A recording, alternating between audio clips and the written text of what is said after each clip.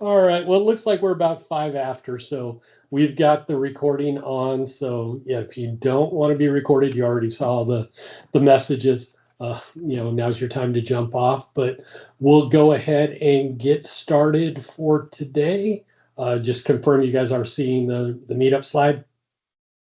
Yes. Sharing, awesome. So we'll go ahead and jump in. The agenda today are welcome and go through some intros on who Dynamics User Group is. Then I've got a couple slides on the next release on F&O.46. That's again where I spent some time. I do know we have some Business Central people on as well. I'll make sure on the next quarter that I grab what's new in Business Central. I'm just getting up to speed on BC as well. So that'd be a good exercise for me to make sure I include that on the next one. And then the meat of our presentation, I've asked one of my team members, Sara, she's gone through some training and some implementation work on Demand Planner with Microsoft. So she's going to give us some insights of Demand Planner. And then we'll wrap up at the end with some Q&A and really some planning for 2026. I can't believe I'm saying 2026. But what we want to see, what you guys want to see from this group in the next year, what topics we want to cover, how we can handle that. So with that, again, welcome. We'll share this slide deck out. I don't see my co-leader on. He accepted, but I don't see Tom, or as many of us know, Tad.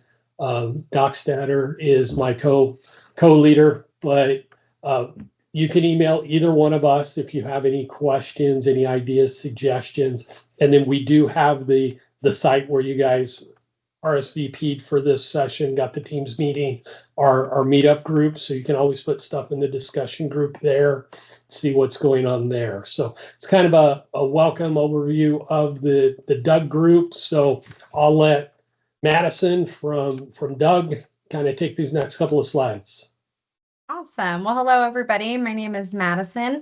I am the meeting and events manager here at DUG. So I help run all of our local meetups like this one, as well as our DynamicsCon regional events. So lots and lots of events in my world, but here to tell you a little bit about DUG and kind of what all we offer and some upcoming things that we have. So DUG is a free community for users, implementers, and resellers of Microsoft business applications. We mainly support Dynamics 365, GP, Power Platform, and AI, and we want to be able to give people the tools to excel and grow in their personal and professional careers. Our rules of engagement. We essentially ask that these meetups are held to be solely educational. So please no sales pitches, please no selling of your personal products or services. We want people to be able to come to these meetups and gain some free education without having to go buy a product or use your service.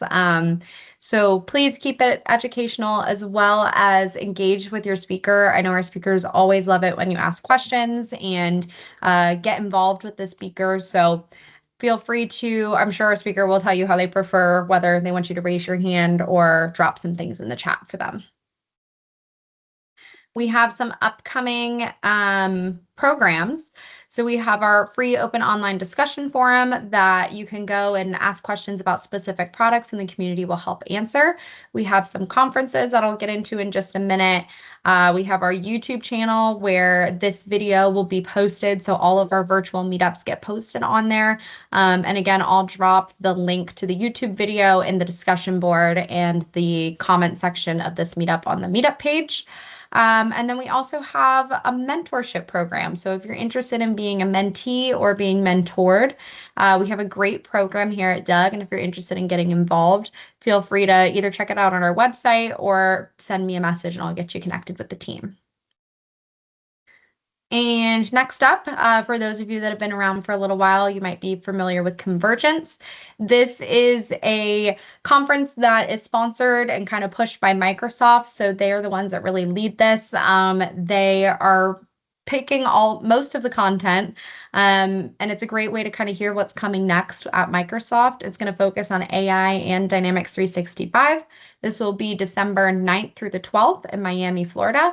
And this is almost sold out. I just checked and we have 27 tickets available. So if you're interested in attending, please register soon because they will probably be sold out by the end of this weekend. So feel free to come and join us there. And the block hotels already are sold out. Yes, we do have some available at the Fontainebleau though. We just Not updated on our website. Thursday. Not on Thursday. No, they are available on Thursday. We ran out, but we just updated it. Oh, you updated? Check again. Okay. We just updated it. Then I need to go check again because I had to book somewhere else. Yes, I'll send it in the chat actually as well in case anybody else has had some issues. Anybody else going to Convergence other than me? Dan, we'll have to connect while you're there. Oh, Ryan, you going? Right. Yep, I am. Yep. Awesome. Nice. We'll see you guys there. Yeah, definitely. And then the biggie. All right, now we have our 2026 DynamicsCon. This is happening May 12th through the 15th in Las Vegas. This is our community-led conference at DUG. So all of our planning committee is made up of our community members that really try and listen to what all the community wants to hear, and they are the ones who pick the speakers. So this will be, I think, a little bit over 300 speakers, a multi-day event, really great way to get involved in the DUG community and just the Dynamics community as a whole. I joke that it feels like a high school reunion when you're at these events. So great way to get involved. We have our early bird pricing going on right now for $9.99, and that discount will end on December 31st. So if you're interested in attending, please do so before then because that is as discounted as it will get for you guys. Oh, and call for speakers is open. I forgot to mention that. Already submitted. Nice. You can go to the next slide, Dan. There we go. I'll send the link for the call for speakers as well. It's open until December 31st, I believe.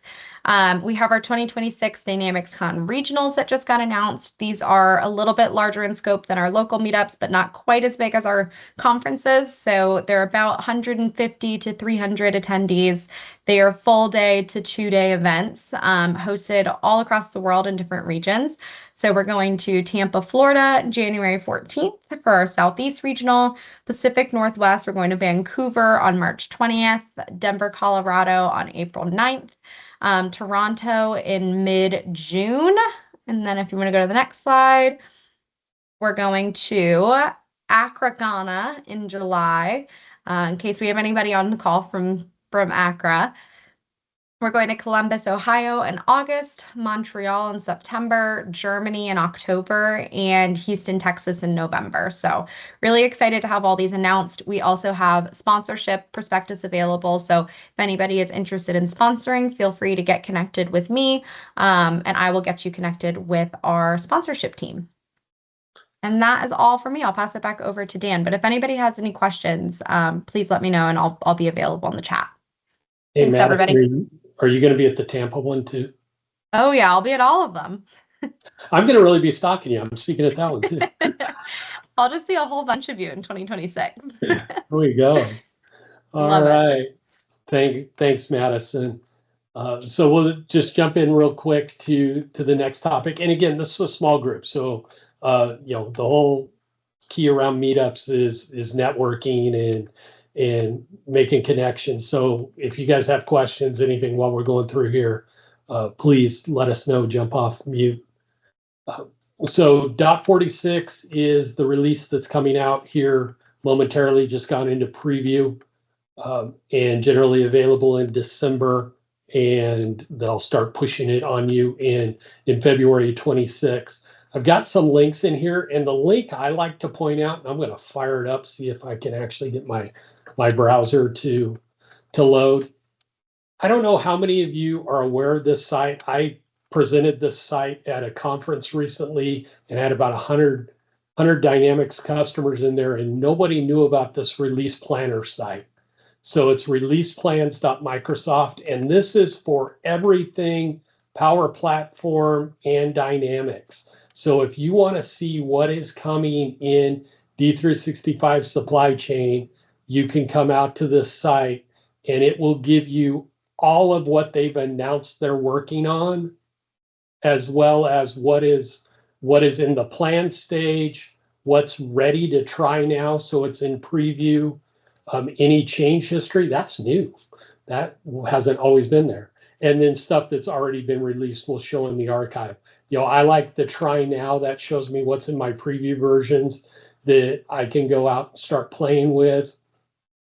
But same thing here. If I jump out here to Business Central, I can see what's coming in Business Central, and they usually have them broken down by areas. So if we wanted to look, what's coming in the supply chain side of Business Central, we can see what's available. They'll show you when it's generally available. And then, do I have anything too far out? Doesn't look like I have anything very far out there, but this one will have whether there's a preview date, anything like that. And when you dive in, you get some real detail, even how to enable it, maybe some screenshots. So I strongly recommend bookmarking this site and using this to keep up with what's coming from Microsoft in your appropriate system. Even stuff around co-pilots are out here. So the new finance agent, all of that. So let me get back to my slides. Does anybody else use that site? Raise a hand, thumbs up. You guys keeping an eye on that site? Yep, Daniel, good. Yeah, definitely. So on the supply chain side, we've got some new features, a lot around tracking, traceability, quality control that will be coming out. Some price attributes, especially if you're using the new pricing tools that are available, the new pricing module that came out, so we can calculate prices without creating a sales order. This is one I know a lot of our clients have been looking forward to, is to be able to use lean manufacturing for planning and optimization. So that is coming out. It's in preview in .45 and generally available in .46. And then the one that I'm excited about, because I also am a big Power Platform guy, is supplier engagement application. So actually it's going to be a Power app that will integrate with D365 supply chain and finance and help you work with your prospective suppliers, track performance, schedule appointments. So kind of a replacement for what we had with vendor collaboration. So this is scheduled for preview by the end of the year. I looked all over trying to get something early to get a screenshot or something like that, but I could not find anything yet. But hopefully by our next meeting in first quarter, I'll at least have the preview. Maybe we'll spend a little time on that. So just wanted to point those out. There's always new stuff coming from Microsoft. So, again, picking those out for you. So any questions on that or anything on DUG before I pass it over to Sara and let her get into Demand Planner for us? All right, well, hearing nothing, Sara, I'm going to go ahead and stop sharing, let you take over the share. I'll help you in the chat window, but it is all yours. Awesome. Thanks, Dan. Can you confirm you can see my screen? I got it. Perfect. All right. So as you can see from the title here, right, really want to focus on kind of leveling up wherever you might be with your planning process. So specifically going to spend a lot of time talking about the demand planning app that Microsoft now offers. It's that add-in that Dan already alluded to at the top of the call. But also focusing a lot on the relationship between demand planning and, in this case, finance and operations. I know Business Central, I will touch on that a little bit. You might not have as smooth of an experience just with the integrations, but you can certainly use demand planning. So hopefully you can still find value from this presentation if you're on Business Central. And if you're on finance and operations, certainly hope you you at least find some value or come away with some thoughts, depending on where you're at in your journey. So, quick introduction. As you can see, my name is Sara. I work with Dan at Crow as a full-time solution architect. So, pretty much all of my clients are in the manufacturing space. I also don't typically call out that I am CSCP certified, but for this topic, I like to, because this is kind of one of my passion areas, right? Is making sure that people know how to leverage the tools to have a good supply chain management processes and have kind of efficient planning processes. So this is while I spend a lot of my day-to-day in kind of all modules of F&O and the Microsoft stack, planning is really one of my favorite areas. So I'm excited to speak to you all today. As for agenda of this presentation, we'll review kind of some best practices high level. I like to do that just as a baseline when we're having these conversations around how could you leverage the demand planning application, especially in the broader context of your supply chain. We'll review, of course, the different Microsoft tools and how they interact, specifically demand planning and how it interacts with F&O. And then we'll determine where you are in the planning process. I like to do this. It's a good gut check, especially if you're kind of thinking about this. Again, it's going to vary pretty greatly potentially, depending on your current solution, how long ago you went live. If you haven't gone live yet, then hopefully this will give you things to think about as you're preparing for that. And then, of course, we will demo. I know demand planning, because there's that additional license, it can be a little bit hard to actually get access to an environment and test around. So I am happy to be the person to take you through it if you don't already have access to a demand planning environment. I appreciated Madison calling out the engagement. I certainly want this to be a conversation. I don't actually have a preference on how you engage. I certainly encourage you to come off mute and ask a question if you have one, or if putting it in the chat is more comfortable to you. That is also a-okay, and we'll monitor the chat. Awesome. So quick check, if you can either raise hands, give thumbs up. Has anyone gotten into demand planning? Is anyone kind of already familiar with it? If so, can you give me a thumbs up? Otherwise, I will assume that we are starting at a little bit of a higher level, and we'll kind of hopefully adjust. Okay, so I see at least one thumbs up. There's, okay, two. So some familiarity. I'm sure you've seen, right? Microsoft is certainly putting out a lot of documentation and promoting it, because it is a newer tool still, and it has a lot of potential. But seeing not everyone's thumbsing up, so I'll try to strike a balance, right, of assuming that some people have some prior exposure to the tool, and knowing that for others this may be your first time, seeing it. Okay, so with that in mind, when I'm having conversations with really anyone on either demand planning, right, or forecasting, or even just, your MRP processes, I like to anchor to this. And this is really why I called out, the CSCP. This is a graph I pull up all the time. I really like it just because I think it helps really nicely facilitate conversations about the planning processes. So this is from ASCM. I did not make this one up. And why I like to point this out is I think it does a really nice high level of tying us to the best practices. And then we can kind of better facilitate a conversation of, what are the proper use cases for the demand planning app. So things I like to call out. On the left side, we have our demand side activities, right? So in any planning process, at any business, right, we're probably going to start on the demand side, because we have to have some idea of, what do we expect to sell. So, right, that's going to be our forecasting. Now, that forecasting varies, and we'll talk about that quite a bit. But at some level, I would expect that every business is doing forecasting, even if at this point it is just a manual. Someone pulls up Excel, we look at the next 12 months, and we kind of make best guesses at where we're going to land, over the next 12 months. that is okay. That is still forecasting, right?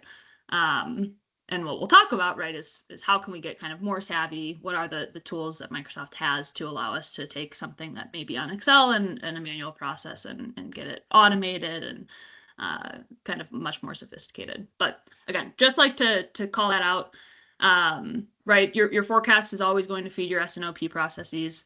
I like to call these lines out. I think it's a really helpful way to think about forecasting, right? Typically, with kind of a mature organization in their S&OP process, they're going to have multiple different forecasts, right? You're going to have your, highest level forecast that is being used for budgets and everything else. It's really just looking at, top line total dollars over the next 12 months. Then you get down to your kind of aggregate or family level. That's what you're typically going to use in your S&OP process, right? You're saying, okay, of my product offerings, X product group, I expect to sell this much over the next year versus Y product group, et cetera, et cetera. And then really that more detailed level is going to feature master scheduling, which ultimately is going to feature MRP. And in our case, right, typically that's going to be planning optimization. Business Central, I apologize, I do not have as much familiarity on that side. So whatever they call MRP in Business Central. And then, of course, your MRP, in this case, planning optimization, is ultimately going to feed your purchasing. So again, that's just a high-level graphic. Again, I like to anchor to it. I think it helps us in the Dynamics world tie out to kind of the best practices per ASCM, which is, solution agnostic. So how does that translate into our worlds, into the Dynamics worlds? We'll see here. This is a visual that is from Microsoft. You may have seen it before, especially if you've been on any of the tech talks that have gone through demand planning.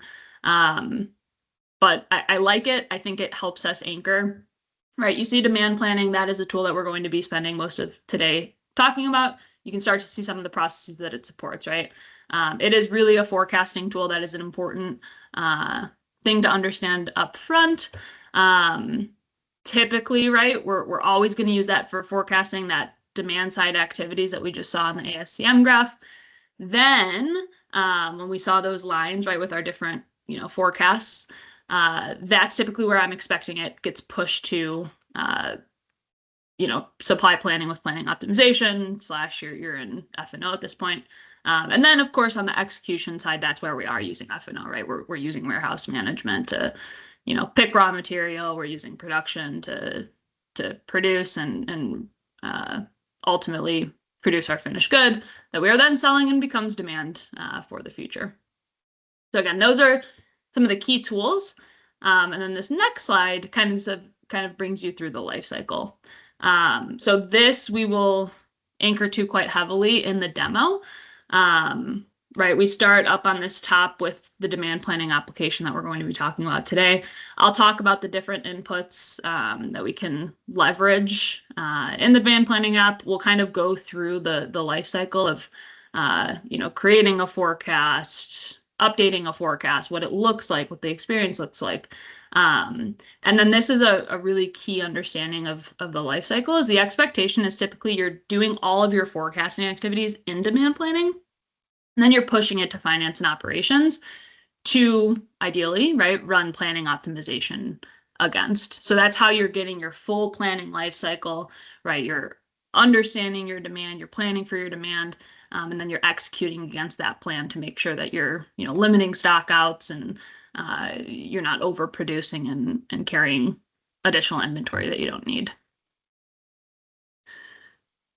I'll pause there. Any questions off the bat, just generally about the tools that are available or what we're going to be discussing? All right. So last slide, I promise I will not bore you with more slides after this. Hey, Sarah, sorry. Yeah, I was too slow to hit my my mic. Could you go back to the ASCM slide that you had? I think there's something that the listeners would like to know. I love your slides, by the way. I'm guessing you made them yourself. They look pretty good. But I want everybody to understand that master scheduling in this list is in many ERP systems explicitly stated. In F&O, you won't see that master production scheduling. You won't see that terminology anywhere. You're an ASCM lady. I'm an Apex guy. I just want everybody to know that you can do what Apex describes as master scheduling, and I'm guessing ASCM as well, by leveraging something called the freeze time fence and the supply forecast. So it does exist in Dynamics, but it's not explicitly called out. Okay, Sarah? Yep, that's a great call out. Thanks for jumping in there, Nigel. And that's a great call out. I love that. There are areas where, right, we see those gaps.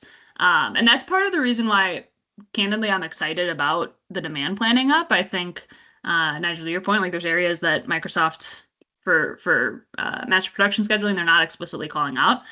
I think forecasting for a long time was probably one of those areas. Sure, you could have used the forecasting tools available in F&O, but we all know that they were a little bit tough to use, right? You couldn't really easily manipulate the data. There wasn't a bunch of, visibility available. It was really hard to collaborate if you were using forecasting in F&O. I know we had done quite a bit of work exploring, Azure ML to build out forecasts, but ultimately a lot of the feedback that we got was, well, okay, I have this forecast that was generated by this machine learning process that I built out, but now I'm just seeing it in a very non-visual format, and I don't actually know what to do with it. So I'm just going to continue with Excel. Yeah, great Sarah, call. can I quickly just add to that the documentation for that module actually said this is not a top tier demand management solution. It actually said it in the documentation. I think Microsoft knew that it was kind of an entry level thing. Yep, agreed. Awesome. Okay, full disclosure, this is not from ASCM or any other organization. This is just one way that I like to anchor to the planning process, right? And specifically, I'm talking the full planning process, right? How do we go from forecasting to master scheduling to MRP, so on and so forth.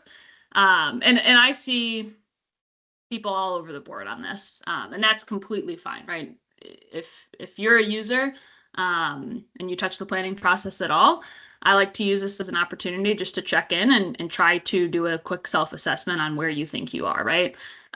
So the two axes that we have, right, are accuracy, meaning what is our forecast accuracy, what is our planning accuracy, right? If we're live on planning optimization, are our planned orders correct, right? Do they make sense? Are we able to, trust that they're correct and firm them? Or do we know that there's issues with accuracy and we're not as trustworthy? And then the other axis is automation, right? So are we doing kind of that full planning life cycle manually? Is it a lot of kind of offline discussions, or do we have a well-documented, repeatable process, ideally automated, right? Ideally, we can automate our forecast to have a rolling forecast that's, pulling each month kind of automatically, and then we're able to spend most of our time focused on reviewing the forecast and updating where we actually need to versus someone pulling data and running crazy Excel macros or things like that. So, right, if you are looking at this and you think that you are top right, that is amazing. I would love to talk to you and hear about your experience. My guess is that, most people are somewhere kind of down here. Where you're at might depend on where you are in relation to your go live, right? So optimize, right? Everything is working great. We have a super tuned in forecast. We feed that to planning optimization. We pretty much auto firm because we're so trusting in the data and it's such a great process. That's hard to attain, right? Especially in manufacturing where the variables are more complex. There's kind of more things that can pop up that could cause issues in that planning process. So if we look at this top left, right, focus on data, I would probably guess that most people that fall into that category may have gone through recent go lives, right? So if you just recently went live and took planning optimization live for the first time, there might be a chance, right, that we have automation, right? We invested the money, we have planning optimization running, we feel good about that, but you know, through the migration, maybe we're not as trusting with the data, right? We have some issue with the data.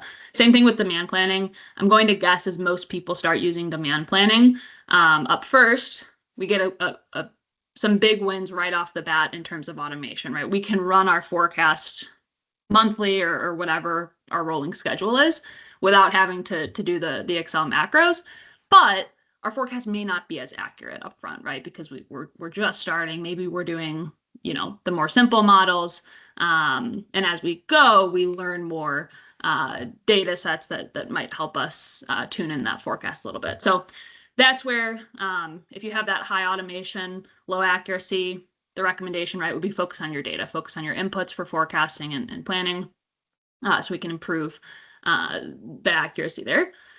If you have high accuracy, low automation, I typically see that happen in organizations that heavily rely on tribal knowledge. So I spend a lot of time not only in manufacturing, but in commodity-based markets. That's a perfect example, right? When you think about commodity-based markets, a lot of times there are a ton of, you know, economic indicators that are going to pretty dramatically impact your demand forecasting, right? What I see happen a lot, right, is because of that, that's where we typically, you know, pull up the Excel file, and someone who's really tuned into those can pretty confidently say like, okay, well, you know, I see the prices are increasing. I'm expecting this to have X impact on our demand next year. And a lot of times they can get pretty accurate. But of course, that's a massive risk, right? If you have one person in your organization that is really good at just kind of manually forecasting based on what they know, that's probably not a scalable solution. It's probably not a good long-term solution. The other thing that I see, if people have that high accuracy but low automation, is that they have good tools, but none of them are integrated, right? So you might have a team that's doing kind of advanced forecasting, but then it's not properly getting fed to, you know, that S&OP process and then trickling down throughout the rest of the systems that are really critical. And then early journey, certainly nothing wrong with early journey. What I have seen a lot is organizations are in the good position that they've grown over the years. So, you know, maybe they started doing very kind of simple forecasting because they only had one facility. It was pretty easy. Over time, they grow. They don't spend the time at that point investing in better kind of planning tools and planning processes. Not a problem. When I see early journey, I see a ton of opportunity, right? One thing I will call out, very important, and then I promise I will get into the demo. In early journey and just across the board, one thing I see as a risk as people embark on a planning optimization journey is not having the planning strategy defined. So this can mean a couple different things, right? If you don't have an S&OP process today, or something like it, right? If you call it something else, that's completely fine. We want to establish those before we try to build out the tool to match a process that doesn't exist. I've also seen where companies are just disjointed and, you know, the supply team is over there and they're kind of purchasing based on a strategy that the sales team doesn't understand. Sales team is selling with a strategy that the purchasing team doesn't understand. So my advice to everyone when you are thinking about planning is before you get into tools and you start to try to build out a forecast, sit down and write your strategy on paper first, because you'll get much better outcomes. This is no different than, you know, what we do when we're implementing, you know, F&O generally. But I would dare to make the argument that it's even more important when you're talking about planning, because planning can be difficult to to define in some cases and has so many more variables, right? Anything on this slide? Any thoughts? Does anyone want to share where you feel you are in your planning journey?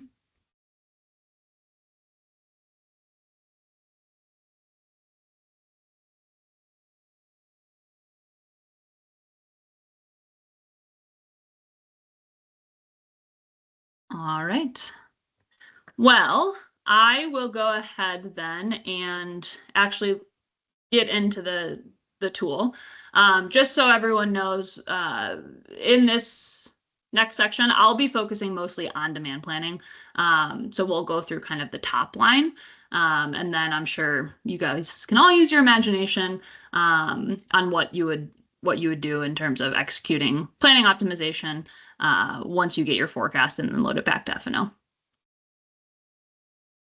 All right. And again, please, I want this to be interactive. If you have heard of a piece of functionality and you want to see it, or if you have questions, let me know. I will answer to the best of my ability, or we can work together to make sure that we're learning.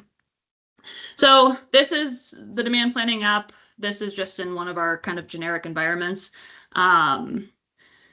So, right, it should look somewhat familiar if you've spent any time using Power Apps, right, built on the same infrastructure. A lot of the feedback that I've gotten is that people tend to really like it, right, especially users that are spending all of their time in F&O.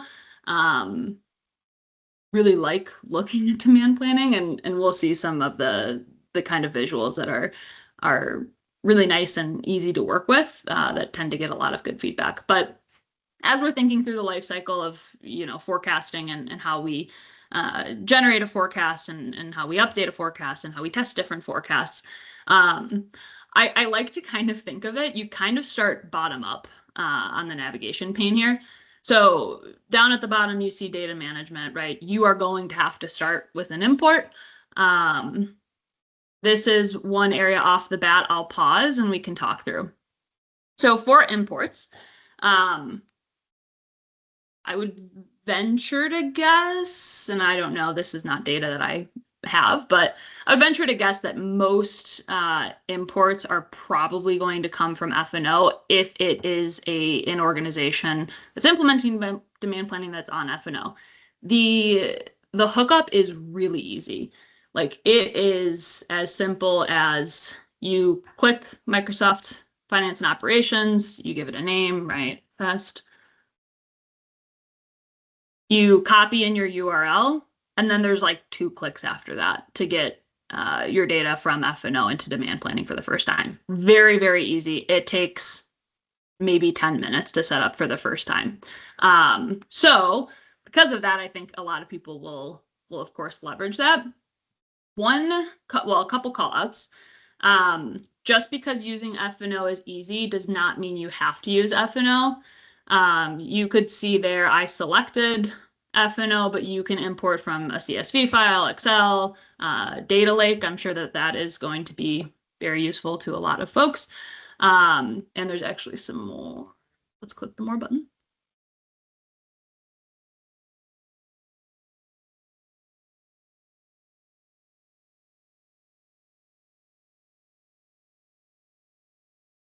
Okay, well, it's going to make me select the table. But yeah, ton of flexibility here. And this, I know we have a Business Central user. What this does is it allows you to use demand planning if you are interested without having to use finance and operations, right? If you have a data lake set up, you can hook up right to that. Or you can also leverage Excel, right? So ton of flexibility. I think I have seen posts on the demand planning Viva Engage that people are using it at organizations that are on completely different ERPs. So that's great. That is an option just so that everyone knows. But yeah, if you're on F&O, really, really easy setup. Once you import, you'll see all of your data really quickly again in this tables and data. So here's where I want to make a couple call outs. The first one, demand planning, the way that Microsoft has it structured, is based on the actual delivery date, meaning it's typically coming from your sales packing slips. So that's just one call out. The reason I like to call it out is because for, if you're in a make to stock environment, that's going to certainly make a lot of sense. When you come to forecasting, when you ship it, you're recognizing the revenue. That's going to be your historical demand. The reason I like to call it out is to just be careful if you're operating in an environment that has lead times, meaning if you're forecasting in the future, there could be activities, or there's very likely going to be certain activities that have a lag time to when they show up in the historical demand, meaning if you have a lead time of 2 months, right? People are making decisions, right, 2 months prior to when you're actually recognizing the demand. Meaning if you start to get into kind of more advanced forecasting and you're using like signal data and other kind of indicators to try to improve your forecasting, you'll have to account for that buffer time between when people are, placing orders and then when the demand is recognized. So just like to call that out. The other thing I will call out is that the F&O import uses the inventory unit of measure. Where I see this becoming an issue is I work with folks, organizations that will inventory in piece or pound or whatever, measure, but a lot of times they'll want to forecast in ton, let's say. So that is a big call out. I did mention this to the Microsoft team. They said it was kind of on their radar, but I don't think we have any kind of concrete indication if Microsoft is going to address that or not. But just something to call out, right? If you're forecasting in a different unit, at this point, I've just been using the Excel import if that's the case. But yeah, just to call out. So that's historical demand. I think this is the table that is likely going to drive most of the forecasting. There's also, multiple other tables that Microsoft pre-built, right? Legal entity, that one's going to be important. Another good call out, you can forecast across legal entities. So if you are operating in multiple different legal entities, but you want to have a high level forecast that includes all of them, you can do so. You can kind of slice and dice if you want to forecast for certain legal entities, but not others. There is a ton of flexibility in this app, beyond kind of some of the limitations that you typically would have in finance and operations for, things like legal entity. There's also costing data. So that's a really helpful one. We can start to get really advanced and do really cool things in the forecast, like look at, and forecast and see, okay, these are our high margin products. We want to make sure that we're viewing that and spending a lot of time on those high margin products, versus maybe we want to even plan to decrease some of our lower margin products, things like that. We can layer that in over the forecast, which is really nice. All right, any questions on imports or tables? All right. So now moving up. Sorry, this is Nigel again. I hate to monopolize you, but it's so good to have a demand planning expert in front of me. It's been a while since I worked with the module, so it may have changed. And the reason I haven't is the 10 user license minimum, and as a one-man company, I can't afford that, right? But I had some issues with the mappings. You rightly were saying it's very quick to set up, but you do have to look at the mappings and on like defining warehouse and a couple of other things. It seemed like there was more than one choice, and I actually had issues with the mapping. I managed to get it working all the way through to except bringing it back. Do you have any best practice advice on managing the mappings? Yeah, that is a good question, especially as it relates to bringing it back, right? Because if we think back to that kind of graph, right, I said that there's often you're going to forecast at multiple different levels. You're going to have your kind of highest level dollars, then you might have your kind of aggregated family level, and then you're going to have your kind of lowest level or most specific. What I see a lot, Nigel, and this is how I've kind of gone about it, is a lot of times what I see is organizations really want to do most of their like S&OP planning based on that aggregated level. And they don't want to get really that much more specific, which fundamentally doesn't align with, importing directly into F&O and then running master planning, right? You can't run planning optimization for the family group. You need to have the actual, product and product Yeah, variant. totally. Well, let me ask you a question on that, because what I've been preaching to people so far is that sales and operations planning, more than anything else, is a meeting. And your demand planner needs to be there, armed to the teeth, and your master scheduler needs to be there, armed to the teeth. And they both work at the item level to a large extent. The demand planner, maybe not so much. But to me, it seems like sales and operations planning is a perfect platform for BI. And it really is not so much tied in to the dynamics and the demand planning, except to the extent that the master scheduler and the demand planner are representing it. So the fact that they want to work at a higher level, if they're using BI, would seem to me to not be that much of a challenge. Yeah. So, and that's interesting, because what the approach that I've taken in the past is to do a little bit of like a cross, right? So use demand planning, get your forecasts. Typically that is going to be, someone more on the sales side, typically, that's kind of owning that. And then, yeah, to your point, in that S&OP planning meeting, right, whoever owns the forecast and the sales team is bringing that. And then it's kind of a negotiation process to some extent, right, of where we land. I would be interested. I guess. So you're saying just leverage BI for the actual planning meeting. Take your forecast, take other data, right, that's in F&O. Well, my gut feel is that there's going to be no point in that meeting of getting into F&O and optimization planning. The detail level is way too high. Yeah. There may be some reporting and screens and such like in demand planning that the C-suite might want to see, right? But I think in general, what they're going to want to see is something that's not raw, right? It's been pre-digested, if you will, in some kind of BI presentation, right?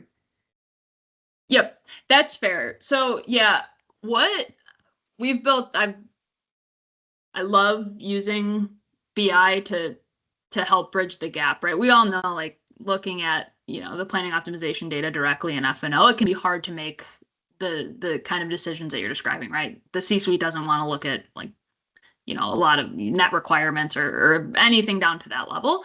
So yeah, I think I'm aligned. I've built plenty of BI reports to help give that broader level view. I think in my head, where the process that we would follow is we're creating the forecast. Maybe we're feeding that to BI, doing some sort of kind of custom report that we can, to your point, kind of pre-digest some of the data. I would guess, right, you would want to have your S&OP planning meeting before you actually feed the forecast to F&O. Is that, Nigel, aligned with what you're thinking? Oh, hell yes. Yeah. Yep. Well, what I've seen is that typically sales and operations planning is monthly.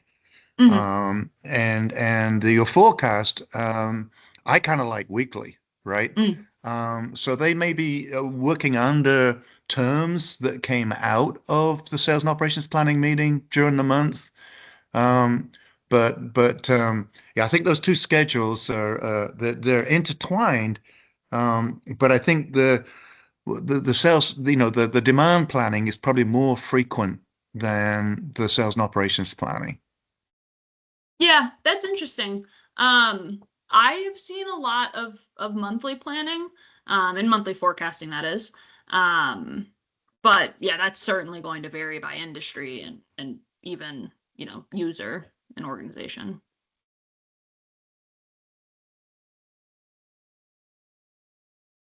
I guess, and does anyone have any questions? I know Nigel and I think we're both excited about this topic, which is awesome. Yes, Does indeed. anyone have questions kind of listening to us speak on anything that you would want clarity on?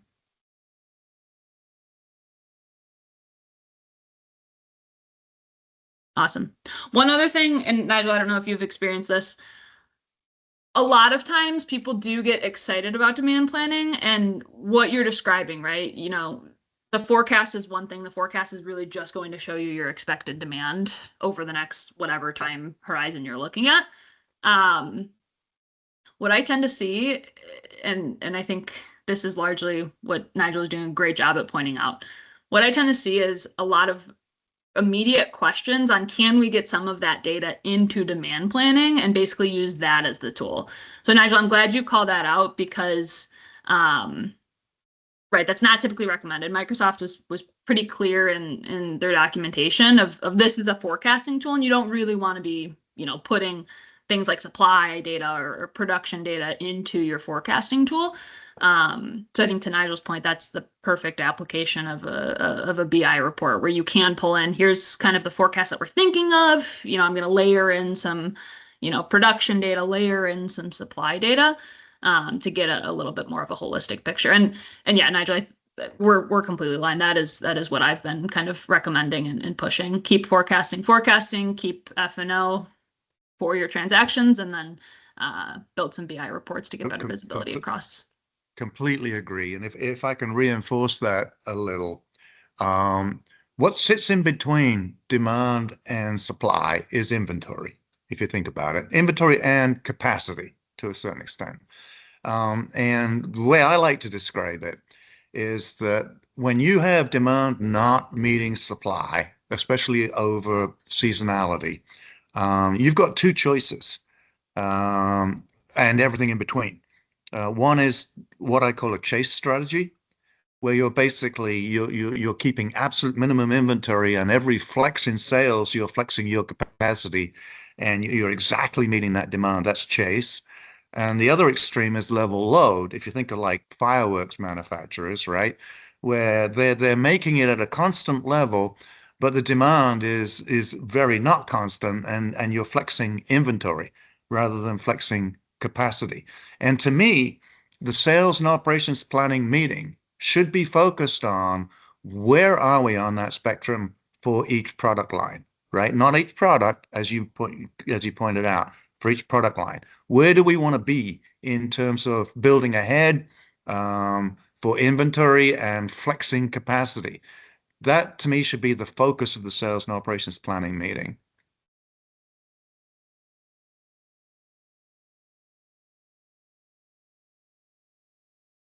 Completely agreed. Yeah, anyone else in the group have input or questions about that?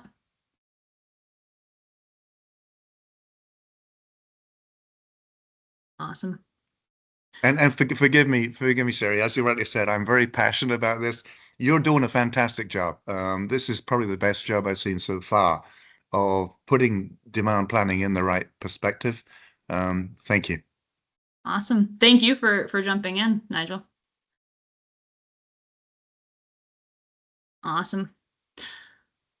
All right. So that, and I think how we kind of got on that topic, right, Nigel? We were talking about slicing and dicing that data and then ultimately getting it back into F&O in the appropriate way. So I did just pull up this form. This is how you transform that raw data and the data tables that we just saw to a time series. So demand planning is time series based. Everything you do in the tool relies on your data being a time series, which we can see in a moment here. But this is how we can start to slice and dice the data off the bat. So like I mentioned, right, you can have different levels of forecasting. The highest level, you're probably going to limit your dimensions, right? You're probably going to be looking more, at the site and warehouse level, versus some of those more detailed forecast, you're going to be looking at the product variant level, et cetera, et cetera. One just quick call out, if anyone's not familiar with forecasting, one fundamental rule of forecasting is the more aggregated you get, the more accurate your forecast is going to be. Meaning, if you're looking at your organization's, sales in dollars for, the next month, and you're trying to forecast that based off of your historical revenue, that's going to be an easier forecast than if you're trying to forecast a specific SKU, right? Because there's more variables that can impact that lower SKU. Or that more specific SKU versus the aggregated level. So that's why I'll often see, we need to forecast at a warehouse level because that will give enough information that we can make informed decisions on. But maybe we don't even go more specific than the warehouse level, especially if we don't have a lot of differentiation between our products. We might just be looking at the warehouse level, if that makes sense. So just a call out, if you are new to forecasting, the more specific your forecast is, the more error there is inherently going to be. All right, so what happens here is and I'm just gonna go here.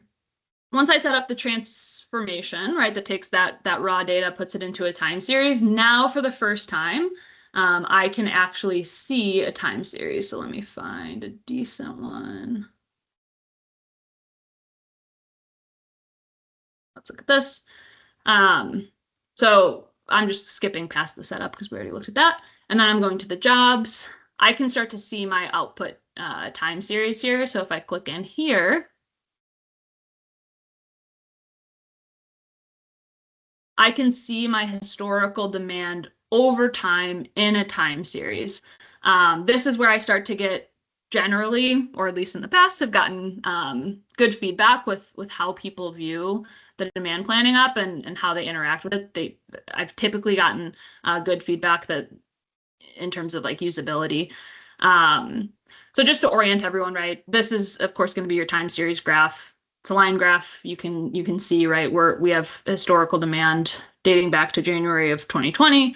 And then it goes through, I think, February of 2025. So this is a little bit old data. So we're just going to pretend for the sake of this conversation that it's, February of 2025.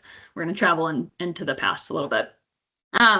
So this is the aggregated view. I'm looking across all products that I have defined, all warehouses.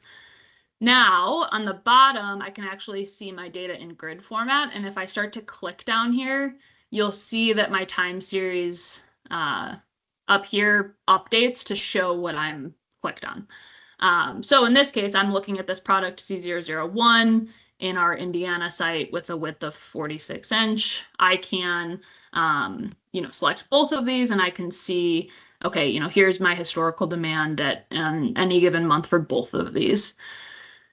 So that's just a quick orientation. There's a lot of really cool stuff that we can do. We can, obviously adjust filters so that we're just looking at certain time periods. We can, just look at certain warehouses, so on and so forth. You'll also see up here, there is a Copilot icon here. Because like most things with Microsoft now, demand planning is Copilot enabled. And they're actually actively building out more Copilot integration. When we think of, an application like demand planning, which is forecasting, it's, the ton of opportunity for AI to digest the data or help you digest the data, right? So these generative insights, it typically takes a couple minutes to actually go through and generate. So I'm happy that this one I had already generated in the past, but it's going to start calling out different things for you off the bat, right? So we can start to see insights about seasonality. So, one seasonality has been detected for 100%. You can see, right, just from the graph, you can see that seasonality, right? We're peaking pretty much every July, and then we are dramatically reducing our demand every winter. So I'd expect that this is dummy data. I don't actually, it's not based off any real company, but right, we're going to pretty strongly expect that this company is very seasonal and is selling some sort of summer activity. Maybe they're in construction in Chicago, or they're a pool company, something like that. So again, this is the time series. This is just our historical demand. We're just looking at historical demand. It is 2:05, so I will speed up a little bit here. What do we do with the historical demand? This is going to be our base for forecasting. So I'll jump into the forecasting profiles right here. I'll call out calculations. There is a ton that you can do. If you have, let's say, like errors, known errors in your historical demand, we can use calculations to resolve some of those. Ton of functionality and calculations. I am going to kind of breeze past that just for the sake of this conversation, so that we can make sure that we talk fully about, you know, the forecasting, and then we can jump back if time permits. So once we have our historical demand, we can actually immediately start forecasting. I would say my recommendation for where to start, if you're going to look at demand planning, is to start with a best fit forecast. So Microsoft natively supports a few different forecast models. Oh, this has some phasing. They support a few different forecast models. We can see here, right, ARIMA, ETS, Profit. If you're not familiar with forecasting, and I am not a data scientist, I will not pretend to be a data scientist and give you an in-depth description on the difference between the models. But different models have different strengths and weaknesses, right? The benefit of the best fit is that it will go through and evaluate all of your different product dimensions and then actually find the forecast model that has the lowest MAPE score, meaning it's the most accurate. So that's why I recommend Microsoft has a nice tool to be able to essentially run all of the different forecast models at one time. So if you're just spinning this up for the first time, if I have a new, data set of historical demand, I'm probably going to run the best of it first because, like I mentioned, it's already running all of the other versions. You can also actually see here, I think this might have been added just as a test. It doesn't even look like it's doing anything. But you can start to see here that I actually am starting to do phasing. So this is, you can see the functionality down here where I actually defined the rules. But what I'm doing here is I'm saying, okay, look at my historical demand, but then account for the fact that I'm actually phasing in a new product.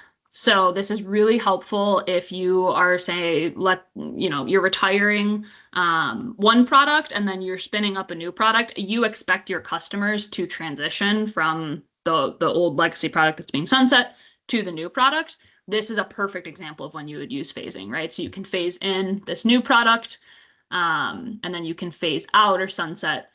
In this case, I was pretending that I was phasing out 2 for the new product, 10, which you saw in the other rule. And we can see how that actually comes in the forecast. So again, this is best fit.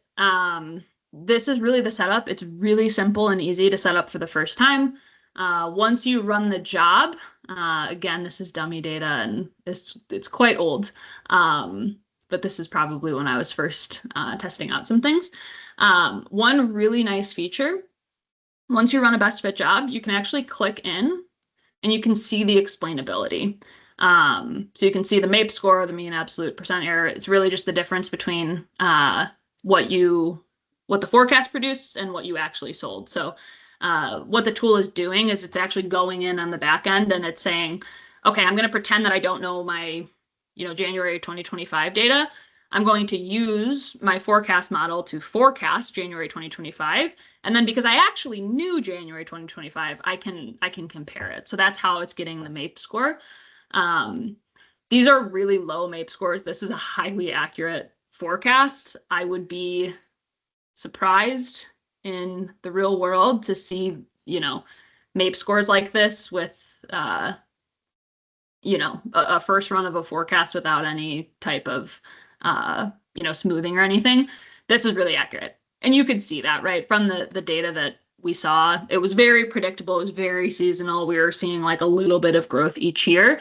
That's kind of a forecasting dream. I would expect most historical data sets are not looking like that, right? But it's really powerful that you can see that. Okay, now let me jump back. So now I can view the actual forecast time series. Something went wrong with the generative insights, but that is okay. Hopefully this loads. I will admit, Dan told me, maybe talk for 40, 45 minutes. If it's, under, that's okay. But I think between Nigel and I, we're too excited about the topic, so we probably will go to 2:30. But again, I will try to speed it up here. Okay, so right now we're looking at the forecast time series. So this is, right, we were pretending, again, that we were time travelers back in time. So in this case, I was forecasting looking forward, right, to April 2025 through March 2026. Now, off the bat, right, this is helpful. This is better than anything we had in F&O before. At least we have a time series. It's still not that helpful, right, because I can't really tell what's going on easily compared to what I did past years. So that's one area that the concept of worksheets is really great and helpful in demand planning. What I can do here is kind of pre-build different views that allow me to get better information about my forecast. So what this worksheet did is it pulled in my historical demand from 2024. So that's that green line. I actually use the calculations, right? I mentioned I would kind of brush over them really quick just in the interest of time, but we actually have a use case where I did use calculations. So what I did was I did an offset. So I said, okay, I want to be able to really easily compare how I'm expecting to do in 2025 compared to how I actually did in 2024. And I want to see those lines right overlap each other. So it's really nice and I don't have to go look at September of 2024 and then look at September of 2025. So I did a data offset that was done via a calculation. And now here I can see really nice and easily, okay, in April of 2024, which is the green line, I did, 3.5 million, I think this is in pounds maybe. And then my blue line, my forecast is forecasting 3.7 million. So clearly we're projecting growth. Which is, again, like I said, this dummy data is very consistent and easy to forecast. So you can see that across time.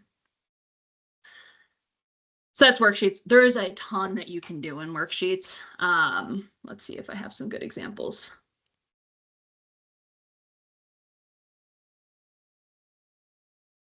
So this is one. It's very similar data. It looks like I may have manipulated it to have a drop in July for whatever reason. Through another quick calculation, I actually pulled in, let's see. I'll have to find it in a second. Okay, I'll find where I pulled that in, but we can start to do really cool things like grab the percent change in the background and then highlight cells if we are forecasting growth for that product or if we're forecasting that we're selling less than the prior year. So that's what you see here. This is the color coding. January 2026 for this specific product out of Nashville. We're actually projecting less sales. So again, that's one of very many examples of cool things that you can do in worksheets that will help your planning teams quickly and easily see what's happening. Really important call out. There are quite a few really cool pieces of functionality that Microsoft has built specifically to help in your manual review process, right? So what we typically expect, right, is you're generating this forecast based off of whatever model, maybe you're doing some cool things and smoothing out the forecast on and so forth. Even with that, we still expect that every single time there is going to be a manual review process, right? We talked about sales and operations planning. Even before that, we might have a team looking at the forecast and starting to make some manual manipulations based on information that maybe was not captured in the forecast. Really great example, which you can automate. there are ways in the calculations that we can start to say, okay, we predict, or we know that there's going to be a promotion coming up. We're predicting that that promotion is going to result in a 10% increase in sales. We can use that calculation to apply that across the promotion period and automatically bump up, you know, whatever, if we're forecasting in month, you know, the months that are going to be impacted by that promotion period. So there's a lot of, you know, opportunity there. Even then, we still might want a manual review process, or maybe it's a one-time promotion and it's just on one product and it's easier just to, you know, manually correct the forecast than setting up that automation. That is another valid use case. So that's why Microsoft has invested quite a bit in building this out and allowing for nice collaboration. You can, you know, there's Teams integrations here where we can start to say, okay, you know, I'm going to edit this cell July 2025 for this product, and then I'm going to you know, put a chat of why I did it and ask someone to review it. So a lot of really cool functionality like that. Again, I won't get too into the weeds there today, but just wanted to make sure everyone was aware of it. Okay, I only have 15 minutes. One thing I do really want to talk about, we looked at a best fit forecast. Best fit forecasts look at your historical demands and then forecast out what we predict might happen in the future. That's really one variable, right? We're just looking at historical demand. We don't have any information about what might be going on outside of that historical demand. And as if anyone, you know, is involved in the forecasting kind of process at your organizations, there are typically a ton of variables that are actually impacting your demand that aren't going to be captured in the historicals because they haven't happened yet, right? Great example is going to be tariffs, right? If you are in a manufacturing environment that is or was impacted by tariffs in any way, that is something that, you know, when tariffs were introduced, your historical demand would not have reflected because the tariffs didn't exist then. But you might expect that there is going to be an impact moving forward. So that's one of a million different examples, right? Again, I work a lot with commodity-based organizations. Pricing is a massive one, right? When you're doing commodity-based forecasting, people are trading futures for that commodity. So we've actually done work and testing to see if we can leverage the futures data, right? To start to identify those patterns. Okay, if a price increases, when do we expect to see a difference in demand because of those price increases or decreases?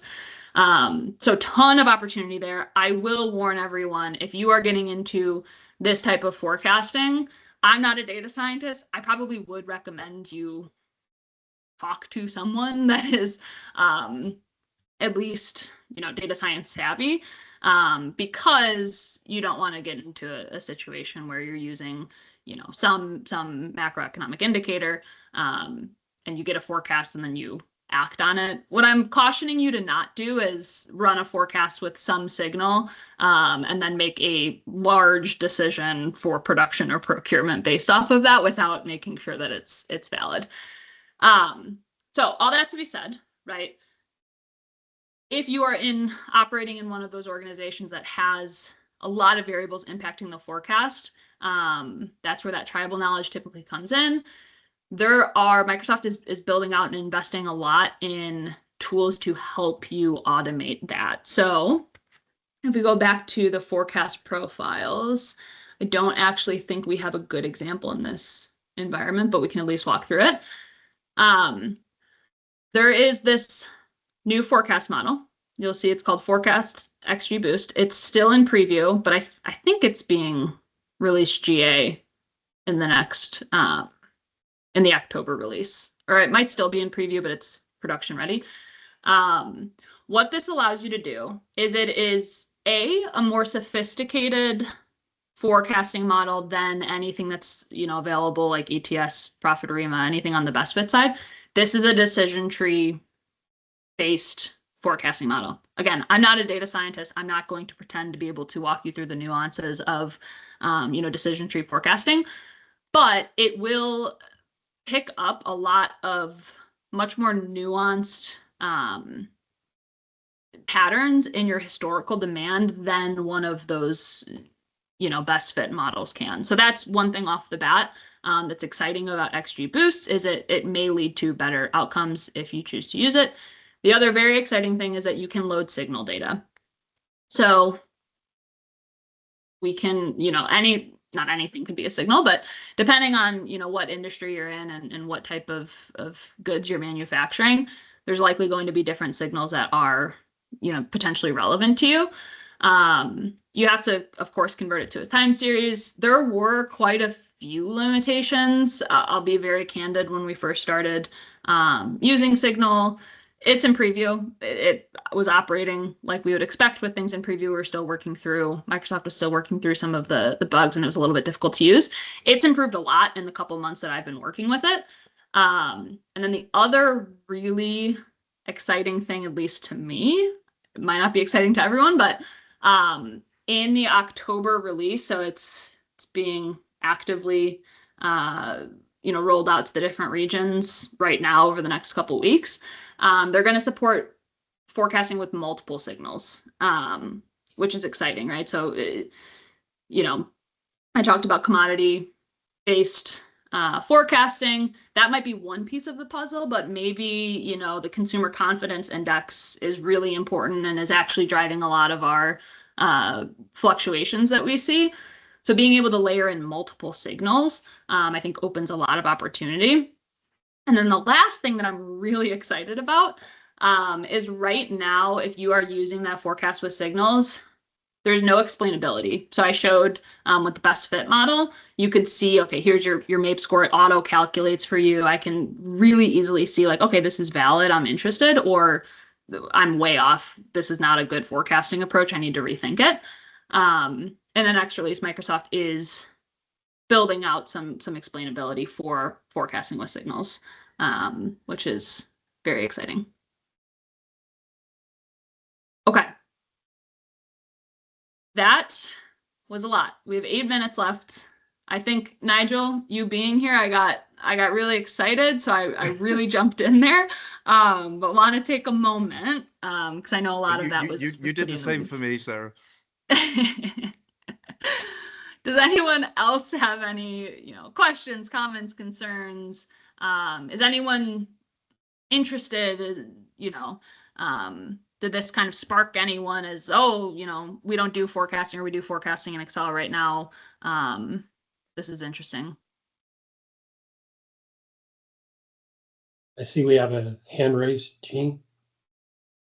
Yeah, so this is all these apps are kind of new. We work with D365, and we're trying to kind of layer in some of these demand planning tools.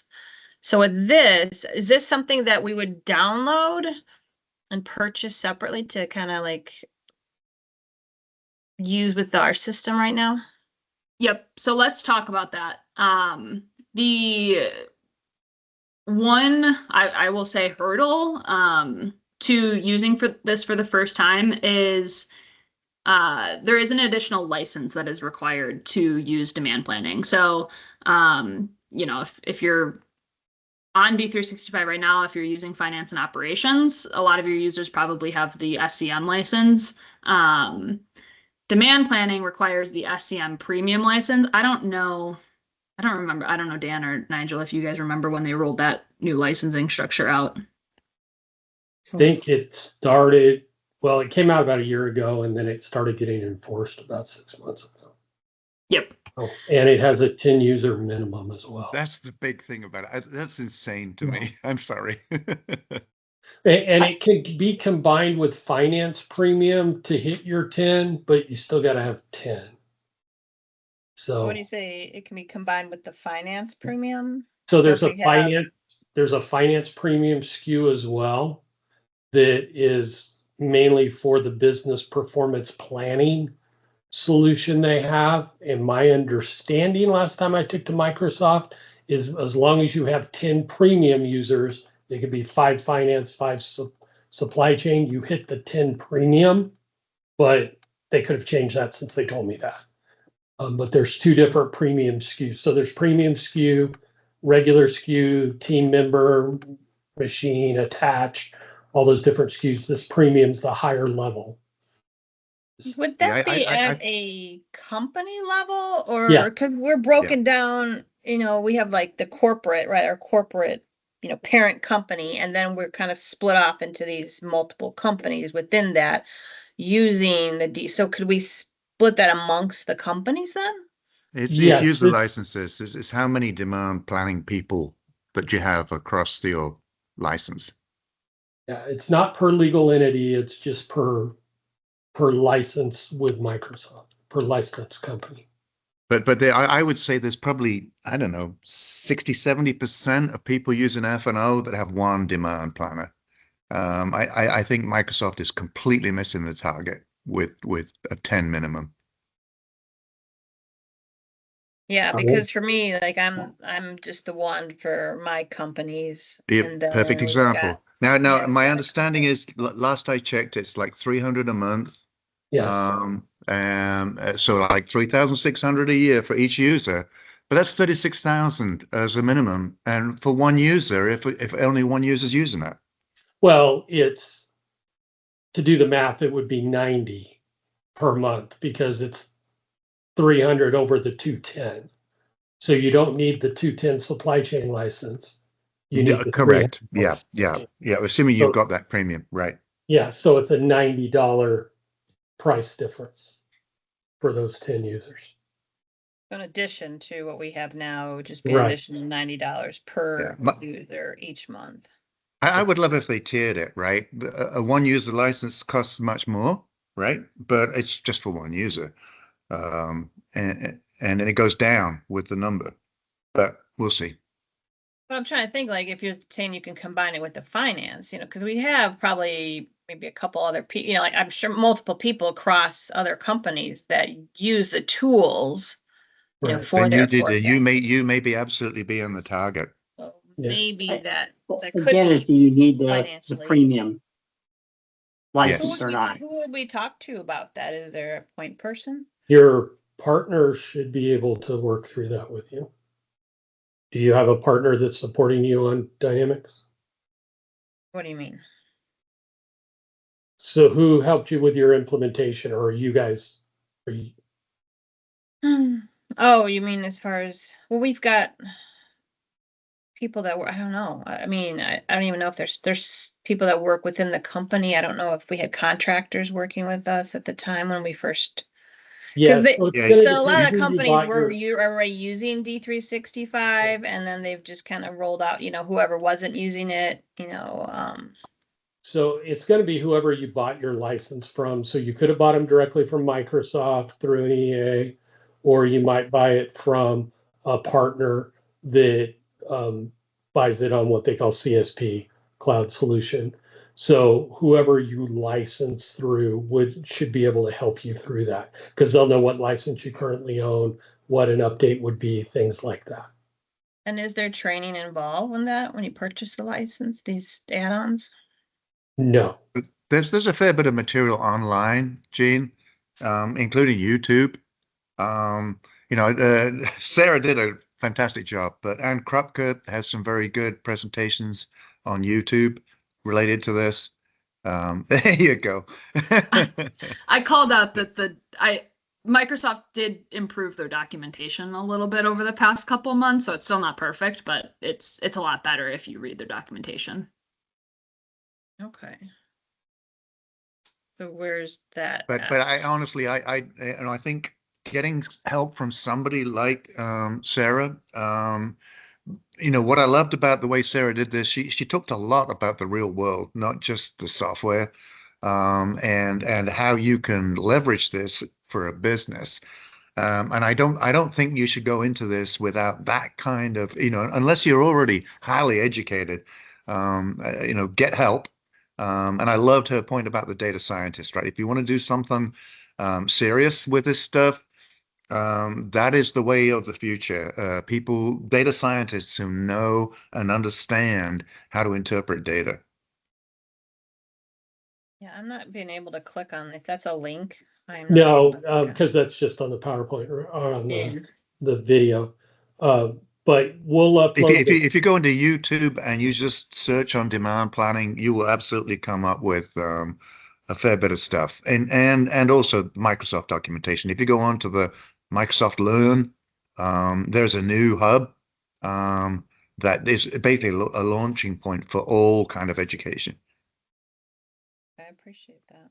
Are you able to share these slides? Yeah, or to email us to us? Yeah, we will post these slides in our meetup group. There will be a link to those as well as the recording of this session. So we'll make sure. Whoever's managing your Microsoft licenses probably can answer your question how you're getting your licensing. Right. I mean, someone there has got to be managing their your licenses there for you. Even if it's just accounts payable, somebody's doing it. Right. Yeah. Right. I just don't know how far up the chain it goes. Thank you. All right. Well, I see we're at time, so we've done a lot of Q&A and discussion, but I do want to value everybody's time. I have a QR code on this slide. If you guys want to click on that, it's a questionnaire, a quick Microsoft form. What I'm looking for is feedback on what you guys want to look for in 2026. If there's key topics you want us to cover in the manufacturing group, if you're interested in speaking, there's a spot on the form for that. Any feedback like that, also, give me your name and email address so I can make sure you're included. But again, we'll post everything on the meetup group. So with that kind of brings us to the end. So there's still a few people left. I'll hang on for a few minutes if there are any questions. But again, Sarah, thank you so much. It was a great presentation on this, and great dialogue back and forth. Anybody else have anything before we wrap up? All right. Well, everybody have a great rest of your Thursday. We're almost there to the weekend, and look forward to talking to you all soon. Thank you. Thanks all. Thanks. Thanks, Matt. Thanks, Dan. Thanks, Dan.